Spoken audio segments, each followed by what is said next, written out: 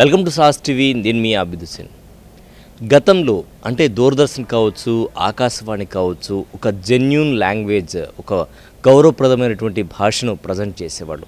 ఆ తర్వాత వచ్చిన ఈనాడు కూడా అదే సంస్కృతిని కొనసాగిస్తూ వచ్చింది.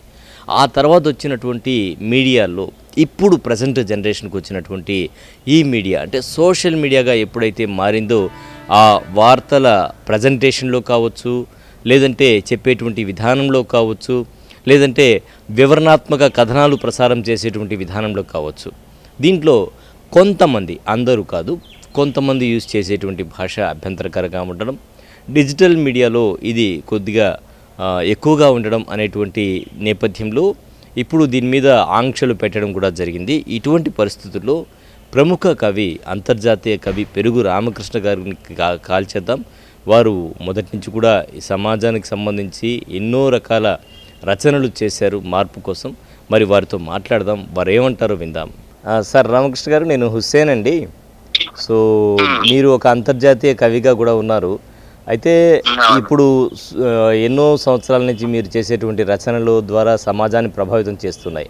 ప్రస్తుత సమాజంలో అంటే మీరు ఆకాశవాణి, దూరదర్శన్ నుంచి ప్రస్తుతం వచ్చేటువంటి వార్తా కథనాలు కావచ్చు, ఈ డిజిటల్ మీడియా వచ్చిన తర్వాత వివరణాత్మక శైలి కావచ్చు, యూజ్ చేసేటువంటి పదజాలం కావచ్చు, భాష కావచ్చు, అభ్యంతరకర లాంగ్వేజ్ సోషల్ మీడియాలో రావడం కావచ్చు, ఇవన్నీ కూడా చూస్తూ ఉన్నారు కదా. సో దీని మీద మీ వ్యక్తిగత అభిప్రాయం ఏంటి సార్? భాష అనేది కేవలం భావ వ్యక్తీకరణ సాధనం మాత్రమే కాదు, అవి అనాదిగా ఒక సమాజం యొక్క సంస్కృతి, చరిత్ర, సంస్కారం, ఆలోచన విధానానికి ప్రతిబింబంగా ఉండడం మనం గతంలో చూస్తున్నాం. అయితే ఇవాళ సాంఘిక మాధ్యమాల ఆవిర్భావంతో భాష వినియోగంలో కూడా అధునాతనమైనటువంటి విప్లవాత్మకమైనటువంటి మార్పులు చోటు చేసుకోవడం జరిగింది. అయితే సామాజిక నేపథ్యంలో కూడా, ఒక జీవన శైలిలో కూడా ఒక విస్తృతమైనటువంటి ఆధునిక మార్పులు జరగడం వల్ల దానికి అనుగుణంగా భాష వినియోగంలో కూడా ఒక హింసాత్మకమైనటువంటి, జుగుప్సాకరమైనటువంటి వింత ధోరణులని మనం చూస్తూ ఉన్నాం. అయితే ఒక వాక్యం రాయడానికి కూడా ఎప్పుడు రాయాలన్నా, మాట్లాడాలన్నా, ఉచ్చరించాలన్నా కూడా మనకి మనదైనటువంటి ఒక ఆలోచన, ఒక బాధ్యత ఉండేది. అయితే ఇవాళ ఫేస్బుక్, వాట్సాప్, ఈ ఎక్స్, ఇన్స్టాగ్రామ్, యూట్యూబ్ లాంటి అనేక సాంఘిక మాధ్యమాలు మన చేతిలోనే సౌకర్యంగా లభించడంతో ఆయా ప్రభావాలతో భాష చాలా వేగాన్ని అందుకుంది. ముందు మనం చెప్పుకోవాల్సింది, చాలా వేగాన్ని అందుకుంది భాష. ఆ వేగంతో పాటు ఇంతకు ముందు వివరంగా, చాలా సంస్కారవంతంగా, సౌశీల్యంగా చెప్పేటటువంటి ఇదంతా పోయి చాలా కుదించి, సంక్షిప్తత, తక్షణ స్పందించే ధోరణి, ఇంకా చెప్పాలంటే మాటలకి బదులు ఈ ఎమోజీలు లాంటివి వాడడం, ఆంగ్ల తెలుగు మిశ్రమ పదాలు కలిపి వాడడం, అంతేకాకుండా సాంకేతిక పదాల వినియోగం కూడా పెరిగాయి. మీరు వయసు రీత్యా చాలామంది సీనియర్ జర్నలిస్టులను చూస్తుంటారు, ఈనాటి జర్నలిస్టులని చూస్తుంటారు. ఈ భాష జర్నలిస్టులు కూడా యూజ్ చేస్తూ ఉండడం, కొంతమంది జర్నలిస్టులు అని చెప్పుకునేటువంటి వ్యక్తులు అంటే సాధారణంగా జర్నలిజంతో ఉండేవాళ్ళు ఒక స్టెబిలిటీ అంటూ ఉంటుంది, మంచి చెడు చూసుకొని మాట్లాడుతూ ఉంటారు, చాలా వరకు బ్యాలెన్స్డ్గా వెళ్తూ ఉంటారు. సో కొంతమంది ఈ విధంగా మాట్లాడడం వెనక ఆ రాజకీయ పార్టీల ప్రలోభాలకు గురవడం లాంటివి ఏమన్నా ఉండేటువంటి అవకాశం ఉందంటారా?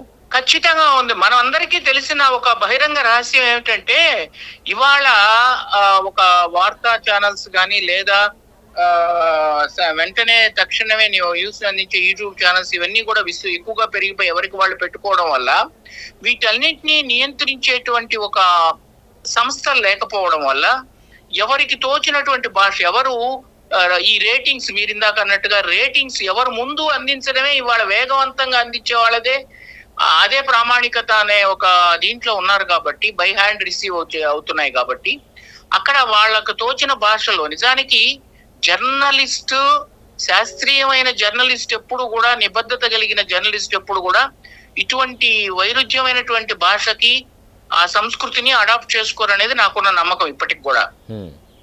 అయితే జర్నలిజం పేరుతో వాళ్ళు పార్టీలకు అనుబంధంగా పార్టీల దగ్గర ఏదో కొంత లబ్ధి పొందే విధంగా చేసుకునే దానికి చేసేవాళ్ళు ఆ పార్టీ భావజాలాన్ని వీళ్ళ వార్తల్లోనూ వీళ్ళ భావ ప్రకటనలోనూ కూడా చొప్పించి చేస్తున్నారు అనిపించేది మనం చూస్తున్నాం స్పష్టంగా.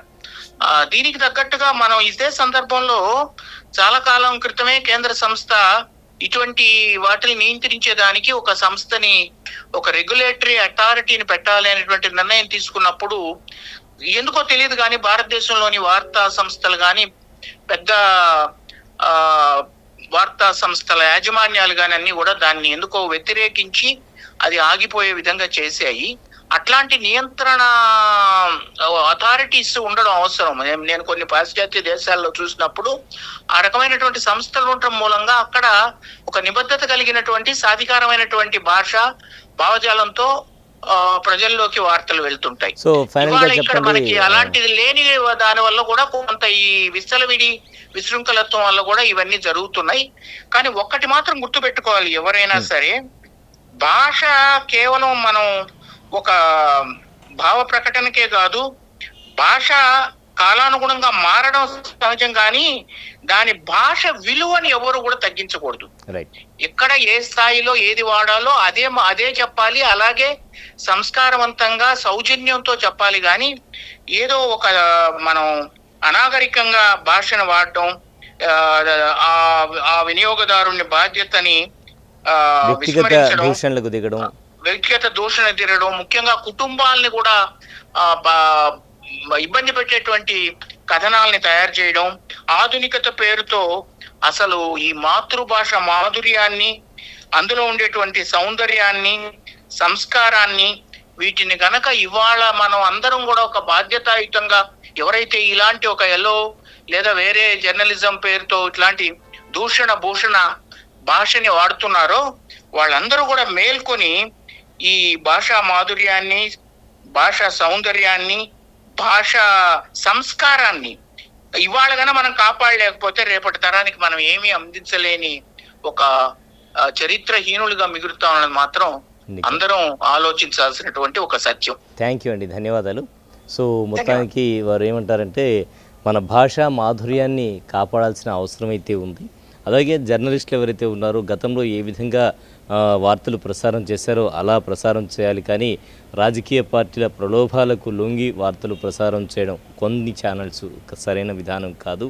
వార్తలు అనేది వార్తలుగా ఉండాలి. అలాగే నియంత్రణ మండలి కూడా ఉండి వీటిని ఎక్కడైతే ఎవరైతే విశృంఖలంగా వార్తల్ని తమ ఇష్టానుసారంగా ప్రసారం చేస్తున్నారో వారి మీద నియంత్రణ ఉంటే బాగుంటుంది అనేది పెరుగు రామకృష్ణ గారు అంతర్జాతీయ కవి వారి అభిప్రాయం అన్నమాట.